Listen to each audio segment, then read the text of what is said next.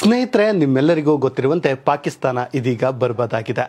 ಯಾರಪ್ಪ ಈ ಆರ್ಥಿಕ ದುಸ್ಥಿತಿಯಿಂದ ಪಾಕಿಸ್ತಾನವನ್ನು ಹೊರತರ್ತಾರೆ ಎನ್ನುವಂತಹ ಪ್ರಶ್ನೆ ಇದೀಗ ಯಕ್ಷ ಪ್ರಶ್ನೆಯಾಗಿ ಮೂಡ್ತಾ ಇದೆ. ಇಂತಹ ಸಂದರ್ಭದಲ್ಲಿ ಇದೀಗ ಪಾಕಿಸ್ತಾನಕ್ಕೆ ಮತ್ತೊಂದು ಶಾಕಿಂಗ್ ನ್ಯೂಸ್ ಎದುರಾಗಿದೆ. ಅದೇನೆಂದರೆ ಅದುವೇ IMF ನೀಡುತ್ತಿರುವಂತಹ ಸಾಲಕ್ಕೆ ಬ್ರೇಕ್ ಬೀಳುವ ಸಾಧ್ಯತೆ ಇದೆ. ಅಷ್ಟಕ್ಕೂ IMF ನೀಡುವಂತಹ ಸಾಲಕ್ಕೆ ಇದೀಗ ಬ್ರೇಕ್ ಹಾಕಲು ಮುಂದಾಗಿರೋರು ಯಾರು? ಪಾಕಿಸ್ತಾನದವರೇ ಪಾಕಿಸ್ತಾನಕ್ಕೆ ಮುಳುವಾದ್ರ. ಏನದು ಸ್ಟೋರಿ? ಅದನ್ನು ನಿಮ್ಮ ಮುಂದೆ ಇಡುವಂಥ ಕೆಲಸವನ್ನು ನಾನು ಮಾಡ್ತೀನಿ.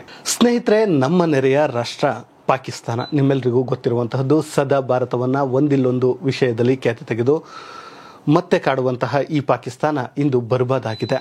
ಅದರಲ್ಲೂ ಕೂಡ ಅಲ್ಲಿನ ಅಗತ್ಯ ವಸ್ತುಗಳು ಅಥವಾ ಮೂಲಭೂತ ಅಗತ್ಯ ವಸ್ತುಗಳು ಏನಿವೆ ಅವುಗಳ ಬೆಲೆ ಇಂದು ಗಗನಕ್ಕೇರಿವೆ.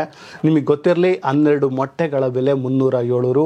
ಇನ್ನು ಏನು ಗ್ಯಾಸ್ ಸಿಲಿಂಡರ್ ಏನಿದೆ ಅದರ ಬೆಲೆಯನ್ನು ನಾವು ಕೇಳೋಕೆ ಆಗೋದಿಲ್ಲ. ಅದು ಅಷ್ಟರ ಮಟ್ಟಿಗೆ ಇದೀಗ ಹೆಚ್ಚಾಗುವಂಥ ಕೆಲಸವನ್ನು ಮಾಡ್ತಾ ಇದೆ. ಇಂತಹ ಸಂದರ್ಭದಲ್ಲಿ ಪಾಕಿಸ್ತಾನಕ್ಕೆ ಇದ್ದಂತಹ ಒಂದೇ ಒಂದು ಹೋಪ್ ಏನಂದರೆ ಇದೀಗ ಹೊಸ ಸರ್ಕಾರ ಬರುತ್ತೆ. ಹೊಸ ಸರ್ಕಾರ ಬಂದ ಮೇಲೆ ಆ ಸರ್ಕಾರ ಒಂದು ಕೆಲಸವನ್ನು ಮಾಡುತ್ತೆ. ಅಂದರೆ ಈ ಏನು ಗಗನಕ್ಕೇರ್ತಾ ಇರುವಂತಹ ಬೆಲೆಗಳೇನಿದೆ ಅವುಗಳಿಗೆ ಕಡಿವಾಣ ಹಾಕುತ್ತೆ ಅಂತ ಭಾವಿಸಿದ್ರು. ಅದಕ್ಕೂ ಕೂಡ ಫಲಿತಾಂಶ ಎಳ್ಳು ನೀರು ಬಿಡುವಂಥ ಕೆಲಸವನ್ನು ಮಾಡಿದೆ. ಯಾಕಂದರೆ ನಿಮಗೆ ಗೊತ್ತಿರೋ ಸ್ನೇಹಿತರೆ, ಪಾಕಿಸ್ತಾನದಲ್ಲಿ ಅತಂತ್ರ ಫಲಿತಾಂಶ ಬಂದಿರೋದು ಇದೀಗ ಅಂತಹದ್ದೊಂದಕ್ಕೆ ಎಡೆಯನ್ನು ಮಾಡ್ಕೊಳ್ತಾ ಇದೆ. ಹೌದು ಸ್ನೇಹಿತರೆ, ಇದೀಗ ಅಂದರೆ ಪಾಕಿಸ್ತಾನದಲ್ಲಿ ಫಲಿತಾಂಶ ಬಂದಿದ್ದು ಸರ್ಕಾರ ರಚನೆಗೆ 1 ವಾರವೇ ಹಿಡಿಯಬೇಕಾಯಿತು. ಅದು ಕೂಡ ಯಾವುದೇ ಒಂದು ಪಕ್ಷ ಬಹುಮತ ಇಲ್ಲದ ಕಾರಣ ಸಮ್ಮಿಶ್ರ ಸರ್ಕಾರ ಈಗ ರಚನೆ ಆಗ್ತಾ ಇದೆ. ಇಂತಹ ಸಂದರ್ಭದಲ್ಲಿ ಮತ್ತೊಂದು ಶಾಕಿಂಗ್ ಸುದ್ದಿ ಏನಪ್ಪ ಅಂದರೆ, ಪಾಕಿಸ್ತಾನಕ್ಕೆ IMF ನೀಡುತ್ತಿದ್ದಂತಹ ಸಾಲವನ್ನು ಕೊಡಬಾರದು ಎನ್ನುವಂತಹ ಪತ್ರವನ್ನು ಬರೆಯಲು ಇದೀಗ ಪಾಕಿಸ್ತಾನಿಯರೇ ಮುಂದಾಗಿದ್ದಾರೆ ಎನ್ನುವಂತಹ ವಿಚಾರ. ಹಾಗಾದರೆ ಯಾರಪ್ಪ ಇಂತಹದೊಂದು ಪತ್ರವನ್ನು ಬರೆಯಲು ಮುಂದಾಗಿದ್ದಾರೆ ಅಂದರೆ, ಅವರ ಸ್ನೇಹಿತರೆ ಮಾಜಿ ಕ್ರಿಕೆಟರ್ ಹಾಗೂ ಮಾಜಿ ಪಾಕಿಸ್ತಾನದ ಪ್ರಧಾನಿಯಾಗಿದ್ದಂತಹ ಇಮ್ರಾನ್ ಖಾನ್ ಇಂತಹದೊಂದು ಪತ್ರವನ್ನು ಬರೀತಾರೆ ಎನ್ನುವಂತಹ ಮಾತು ಇದೀಗ ಎಲ್ಲೆಡೆ ಹರಿದಾಡ್ತಾ ಇದೆ. ಅದಕ್ಕೆ ಕಾರಣವಾಗಿದ್ದು ಏನಂದರೆ, ಈ ಇಮ್ರಾನ್ ಖಾನ್ ಪಾರ್ಟಿ ಏನಿದೆ ಅದರ ಮುಖ್ಯಸ್ಥರೇನಿದ್ದಾರೆ ಅವರು ಇಮ್ರಾನ್ ಖಾನ್ನ ಜೈಲಲ್ಲಿ ಮೀಟಾಗಿ ಇಂತಹದೊಂದು ಪ್ರಸ್ತಾವನೆಯನ್ನು ಮುಂದಿಟ್ಟಿದ್ದಾರೆ. ಅವರು ಕೂಡ ಒಪ್ಪಿಗೆಯನ್ನು ಸೂಚಿಸಿದ್ದಾರೆ. ಅದನ್ನು ಇದೀಗ ಮಾಧ್ಯಮಗಳ ಮುಂದೆ ಹೇಳಿದ್ದಾರೆ. ಅಂದರೆ ಪಾಕಿಸ್ತಾನಕ್ಕೆ ಯಾವುದೇ ರೀತಿಯ ಸಾಲವನ್ನು IMF ಕೊಡಬಾರದು ಎನ್ನುವಂತಹದ್ದನ್ನು ಅವರು ಹೇಳ್ತಾ ಇದ್ದಾರೆ. ಹಾಗಾದರೆ ಪಾಕಿಸ್ತಾನಕ್ಕೆ IMF ಯಾಕೆ ಸಾಲ ಕೊಡಬಾರ್ದು ಅಂತ ಕೇಳಿದರೆ ಅವರು ಹೇಳುವಂತಹ ಉತ್ತರ, ಪ್ರಜಾಪ್ರಭುತ್ವ ಇರುವ ರಾಷ್ಟ್ರಗಳಿಗೆ IMF ಇರ್ಬೋದು, EO ಅಂದರೆ ಎಕನಾಮಿಕ್ ಯೂನಿಯನ್ ಇರಬಹುದು, ಹೀಗೆ ಇನ್ನಿತರ ಸಂಸ್ಥೆಗಳು ಸಾಲವನ್ನು ಕೊಡಬೇಕು. ಆದರೆ ಇಲ್ಲಿ ಯಾವುದೇ ಪ್ರಜಾಪ್ರಭುತ್ವ ಇಲ್ಲ ಎನ್ನುವಂತಹ ಮಾತನ್ನು ಹೇಳ್ತಾ ಇದ್ದಾರೆ. ಅದಕ್ಕೆ ಕಾರಣ ಅಂದರೆ, ನಿಮಗೆ ಗೊತ್ತಿರಲಿ, ಇಮ್ರಾನ್ ಖಾನ್ ಪಾರ್ಟಿ ಏನಿದೆ ಅದು ಅತ್ಯಧಿಕ ಕ್ಷೇತ್ರಗಳನ್ನು ಗೆದ್ದಿದ್ರು ಕೂಡ ಸರ್ಕಾರ ರಚನೆ ಮಾಡಿಲ್ಲ. ಆ ಕಾರಣಕ್ಕೆ ಅದು ಹೇಳ್ತಾ ಇರಬಹುದು. ಆದರೆ ಇನ್ನೊಂದು ಕಾರಣವನ್ನು ಹೇಳಿದೆ. ಅಂದರೆ ಇಂದಿನ ವರ್ಷ $3 ಬಿಲಿಯನ್ ಏನು ಪಾಕಿಸ್ತಾನ ಸಾಲ ತೆಗೆದುಕೊಂಡಿತ್ತು ಅದನ್ನು ತೀರಿಸುವ ಮೂಲಕ ಈಗ IMF ಇಂದ ಹೆಚ್ಚು ಸಾಲವನ್ನು ತೆಗೆದುಕೊಳ್ಳಲು ಮುಂದಾಗಿದೆ.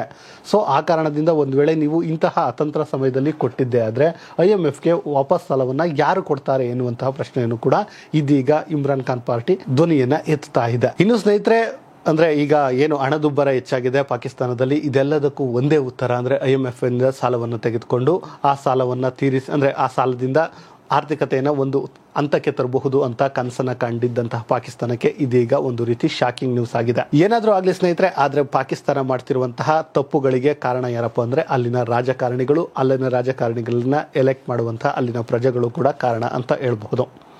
ಇನ್ನೊಂದು ವಿಚಾರವನ್ನು ನಾನು ಇಲ್ಲಿ ಹೇಳಲೇಬೇಕು ಸ್ನೇಹಿತರೆ, ಏನಂದರೆ ಪಾಕಿಸ್ತಾನ ಏನಾದರೂ ಭಾರತವನ್ನು ಬೆಂಬಲಿಸಿದರೆ, ಅಂದರೆ ಭಾರತದ ಜೊತೆ ಉತ್ತಮ ಸ್ನೇಹವನ್ನು ಹೊಂದಿದ್ರೆ ಈ ಪರಿಸ್ಥಿತಿ ಬರ್ತಿತ್ತಾ ಅಂದರೆ ಖಂಡಿತವಾಗಿಯೂ ಇಲ್ಲ.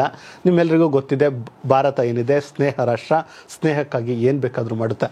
ಈವನ್ ಈ ಮಾಲ್ಡೀವ್ಸ್ ಇವತ್ತು ನಮ್ಮನ್ನು ವಿರೋಧ ಮಾಡ್ತಾ ಇದ್ರು ಕೂಡ ಅವ್ರಿಗೂ ಕೂಡ ಬಜೆಟ್ನಲ್ಲಿ ಅನುದಾನವನ್ನು ತೆಗೆದಿಟ್ಟಂತಹ ದೇಶ ಅಂದರೆ ನಮ್ಮ ಭಾರತ. ಇದಷ್ಟೇ ಅಲ್ಲ, ಶ್ರೀಲಂಕಾಕ್ಕೆ ನಮ್ಮ ದೇಶ ಕೊಡುವಂತಹ ಅನುದಾನ ನಿಮ್ಮೆಲ್ಲರಿಗೂ ಗೊತ್ತಿದೆ.